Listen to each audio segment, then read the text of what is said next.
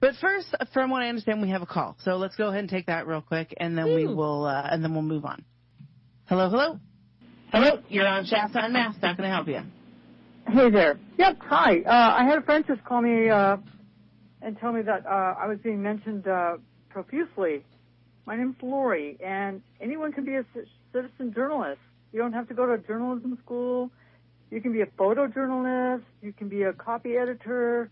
You can be a lot of things just because the mainstream corporate matrix legacy media has not been doing their job in the last few decades.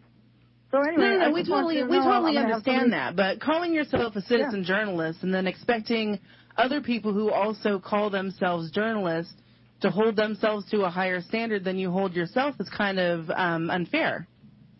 Well, is your name Ashley?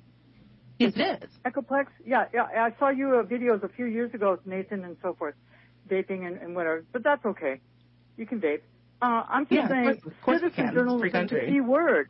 Citizen journalist. That means everyone that can pay attention, focus as to who, what, where, when, and have some details and be factual, they qualify because it's so bad right now.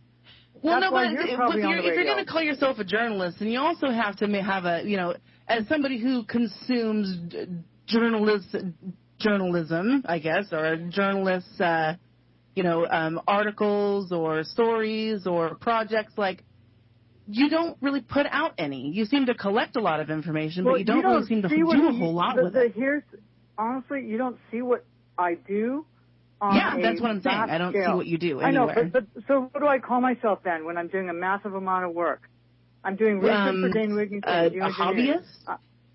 Well, if you want to go that way, I'm just saying it doesn't help to slam people that are trying to expose and make up for the mainstream. Nobody's slamming you for your journalism. Nobody's slamming you, honestly. We just don't really agree with your tactics and think that the way that you are treated in the as far as your signage and the things that you put out in front of the chamber is a little bit I was allowed to. For years, I was allowed in the back hallway, and then recently they said because of probably Mr. So-and-so stealing my stuff, tearing it, ripping it up, and destroying it, they probably thought, well, why don't you go outside? So, no, tables are going to be outside because of that one individual that you all know. And he's still... That's not what Lori, are you saying that signs are allowed here, that you shouldn't be arrested for signs? I just want to hear that from you. No, I'm saying I've been allowed for years to be in the back foyer. So signs are allowed. If you've been allowed for years, then why isn't anybody else is? Then why allowed? is anybody else not there? I'm just saying, I just have a small table. I have cards, information. We're looking to expose fraud and corruption. That's all. I'm not here to bash you guys. I'm just saying I just heard I was being slammed and defamed. What kind of fraud and corruption is a private citizen capable of? Anything. You give a tip line, a hotline, and you say, what do you know about the DA? What do you know about the election? That's not what I'm asking. Anybody who's going to call your tip line is probably going to be giving you some pretty hinky stuff. But what I'm asking is like, as far as your table is concerned, like, what is the point of trying to expose fraud and corruption, like by putting like somebody like Nathan on blast on your table? That seems very personal. You mean when he's giving me the middle finger? Nathan isn't an elected official. He's not. He doesn't work for the county. It's not illegal. Ma'am, I'm talking. Ashley, you're not letting me answer. And Lori, what have I done to you? Hey, hold on. Oh, you've called me plenty of stuff. I'm just saying. What I'm saying is, Lori, if you're not going to stop talking and let me ask you a question, I'm going to hang up on you. Well, I want to answer, but you don't give me a chance. Well, I haven't finished asking my question, so why don't you just give me a second here?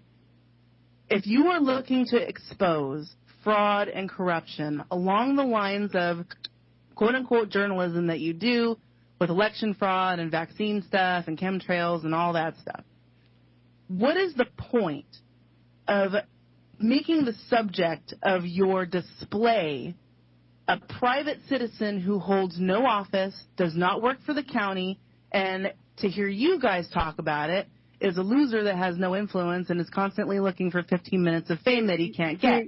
What is the point of focusing on that instead of the fraud and corruption that you are so dead set on exposing? We're all citizens. We all have a voice. We all have the First Amendment.